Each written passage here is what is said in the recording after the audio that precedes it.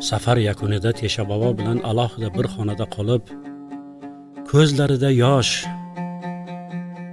tonggacha zikr qilib, sizning safaringiz poyoniga yetdi deb, Tesha bobo haqlariga duo qilib, o'z vataniga jo'nab ketadi. Rahmatlik Tesha boboni oxirgi kunlarda men yonlarida edim va yana ajib bir holatni ko'rdim. Xuddi dunyodan o'tishlarini bilgandek, menga o'g'lim yangi kiyimlarini bering, men g'usl qilib olay dedilar. Va qayergadir shoshilayotgan kishidek edilar. Menga kechasi bilan uxlamasdan hadisdan, zikrdan va nasihatlar qildilar.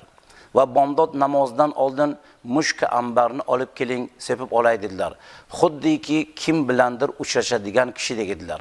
Keyin bilsam, bunday tayyorlanish, shoshilish foniy dunyodan boqiy dunyoga ko'chib Alloh bilan uchrashish ekan.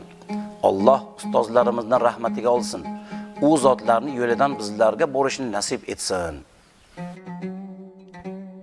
Tesha bobo 1997-yilning 13-fevralida vafot etadilar. Qabrlari Gala Osiyoda Qushxona qishlog'ining qabristonida.